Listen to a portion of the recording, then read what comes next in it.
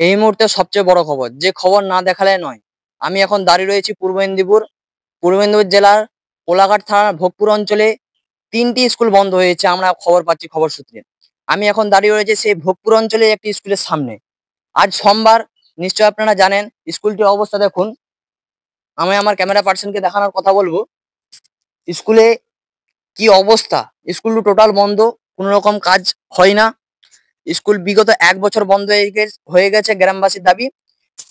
আমি আরো কিছু দৃশ্য দেখানো বলবো। এই স্কুলের একটা মাঠ, আমি আমার ক্যামেরা পার্সনদেরকে দেখাতে বলবো। স্কুলের মাঠের অবস্থা দেখুন, কতটা করে ঘাস জমে গেছে। সব বাথরুম দেখুন, বাথরুমের অবস্থা দেখুন, প্রায় এতটা করে ঘাস জমে গেছে। দেখতে পাচ্ছেন হাও আমার ঢাকা হয়ে যাচ্ছে। এই সব জিনিসগুলো কেমন হয়ে গেছে দেখুন, খুব ভয়াবহ পরিস্থিতি।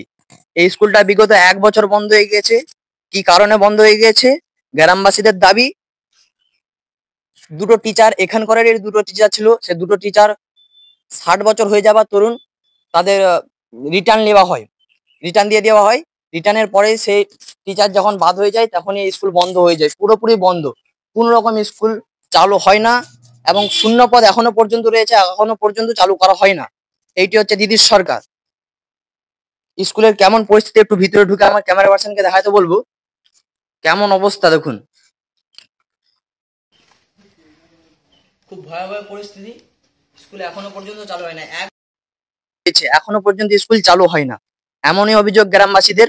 গ্রামবাসী কি বলছে শোনাবো আপনাদের। এই মুহূর্তে আমি দাঁড়িয়ে রয়েছি পূর্ব মেদিনীপুর কিসের চোক গ্রামে। সেখানে এক স্কুল বন্ধ হয়ে গেছে। রাজ্য সরকার কি করছে?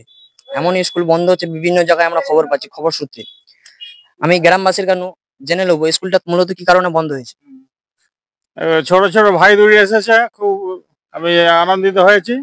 কিন্তু ব্যাপারটা হচ্ছে কি, আমাদের যে দুজন ম্যাডাম ছিল, তাদের বয়স ৬০ হয়ে যাওয়ার সঙ্গে সঙ্গে আমাদের স্কুলটা বন্ধ হয়ে গেছে।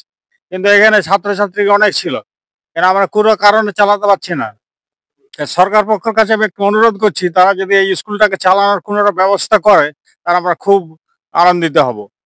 এই বলে, এই ছোট কথাটা বলে আমরা একটু রাখছি। আমি যদি সরকার পক্ষ থেকে কিছু একটা করতে পারে, তাহলে আমরা খুব আনন্দিত হব। আজকের ভিডিওটি এখান পর্যন্তই। কেমন লাগছে ভিডিওটি আপনারা জানাতে কমেন্টে জানাতে ভুলবেন না। আমাদের সাপোর্ট করবেন, চ্যানেলটি সাবস্ক্রাইব করবেন। আপনাদের একটা কমেন্ট আমাদের ভিডিও করার আরো আগ্রহ বাড়ে।